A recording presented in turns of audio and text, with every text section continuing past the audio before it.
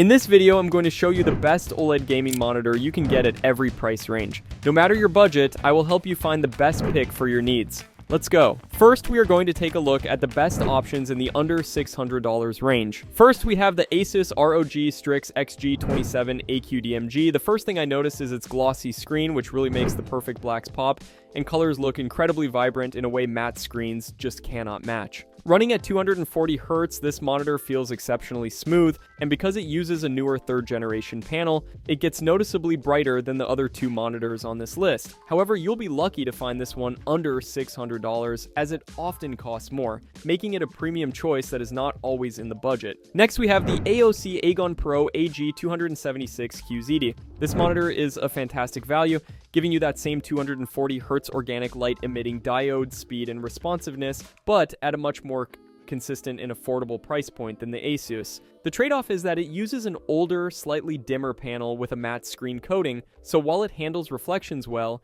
it lacks the sheer visual punch and perceived contrast of the glossy ASUS. It does come with a really useful KVM switch built in, which is a great bonus for productivity and something you do not get on the other, more basic AOC model. Finally, we have the AOC Q27G4ZD. This is the absolute budget king for this technology, packaging the exact same panel and 240 Hz gaming performance as the more expensive Agon Pro model for the lowest price of the bunch. To get the price this low, AOC stripped out almost all the features, leaving you with a very basic stand that has minimal adjustment and no extras like a universal serial bus hub. If you do not care about fancy features and plan on using your own VESA monitor arm, this is the smartest buy, saving you money that you could put towards something else in your setup. Next, we're going to take a look at the best options in the $600 to $900 range. First, we have the Corsair XENEON 32QHD240. Its massive 32-inch WOLED screen running at 240 Hz provides an incredibly immersive experience with those perfect organic light-emitting diode blacks. The motion clarity is flawless thanks to a 0.03 millisecond response time, and it gets surprisingly bright for this type of panel, making high dynamic range content really pop, unlike the dimmer KTC. However, at this size, the 1440p resolution results in a lower pixel density that can make text look a bit fuzzy, and the glossy screen can be a magnet for reflections in a bright room. Next, we have the KTC G27P6. This 27-inch 240 Hz OLED punches way above its price with a built-in KVM switch and a 90-watt USB-C port for a clean one-cable setup. Its gaming performance feels nearly identical to the Corsair, with the same lightning-fast response time, though I did notice it doesn't get nearly as bright, which makes high dynamic range a bit less impactful. While the feature set for the price is fantastic, the overall build feels a bit less premium than the Alienware, and as a newer brand, long-term support might be a valid concern. Finally, we have the Alienware AW2725DF. This thing is an absolute speed demon with its 360 Hz refresh rate on a beautiful 2nd generation quantum dot OLED panel. The colors on this display look unbelievably vibrant and full, noticeably more so than the WOLED screens on the Corsair and KTC, and text clarity is also a clear step up. That insane 360 Hz refresh rate is amazing for competitive gaming, but honestly it feels like overkill unless you have a top-tier computer to push those frames, making it the most expensive option here for a feature you might not fully use. Next, we're going to take a look at the best options in the $900 to $1,300 range. First, we have the Alienware AW3225QF.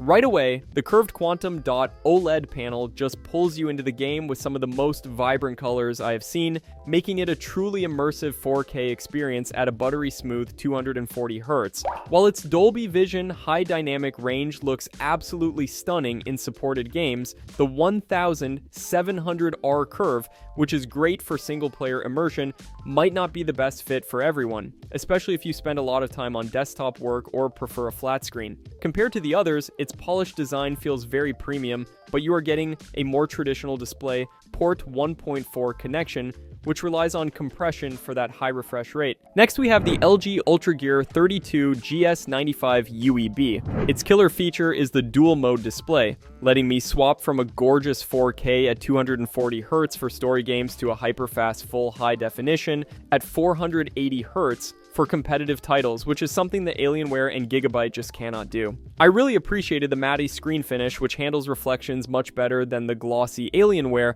but the white OLED panel, while excellent, does not quite have the same color pop as the quantum dot panels on its competitors. It also has this unique pixel sound technology, where the screen itself is the speaker, and while it's neat, it definitely will not be replacing a decent set of headphones for serious gaming. Finally, we have the Gigabyte AOC FO32U2P. This is a flat screen beast that is all about future-proofing your setup with the world's first DisplayPort 2.1 connection, giving you uncompressed 4K at 240 Hz for the absolute cleanest image possible. This monitor uses a fantastic quantum dot OLED panel, very similar to the Alienware's, delivering incredible colors and true blacks, and I found its built-in keyboard video mouse switch to be a lifesaver for swapping between my work and gaming computers. While its connectivity is a huge advantage over the others, the overall build does not feel quite as premium as the Alienware, and its high dynamic range performance, while good, lacks the Dolby Vision certification that makes the AW3225QF shine. Next, we're going to take a look at the best options in the $1,300 to $1,500 range. First, we have the BenQ Mobius X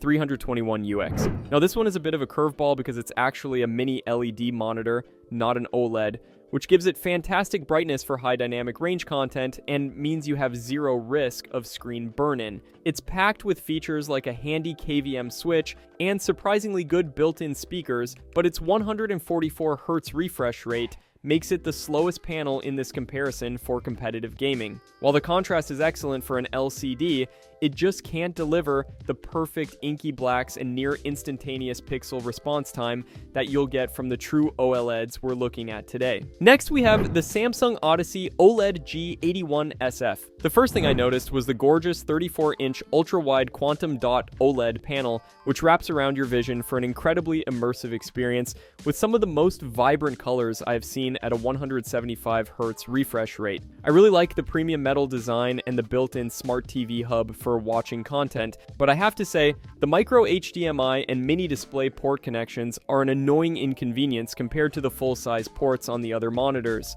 Its 3440 by 1440 resolution is great for performance on mid to high-end graphics cards, though it isn't quite as sharp as the 4K picture you get on the HP. Finally, we have the HP OMEN 32 OLED. This monitor is all about speed, giving you that beautiful 4K quantum dot OLED picture at a blazing fast 240 Hz refresh rate that feels incredibly responsive and fluid. HP made smart choices here with great connectivity, including USB-C power delivery, and its glossy screen finish makes the phenomenal OLED colors and contrast pop, even if it means you'll see more reflections in a bright room. For pure gaming, it's the clear winner by combining the 4K resolution of the BenQ with superior OLED technology and a much higher refresh rate than the Samsung. Just be aware you'll need an extremely powerful computer to take full advantage of it. Next, we're going to take a look at the best options in the $1,500 plus range. First, we have the LG UltraGear 45GR95QEB,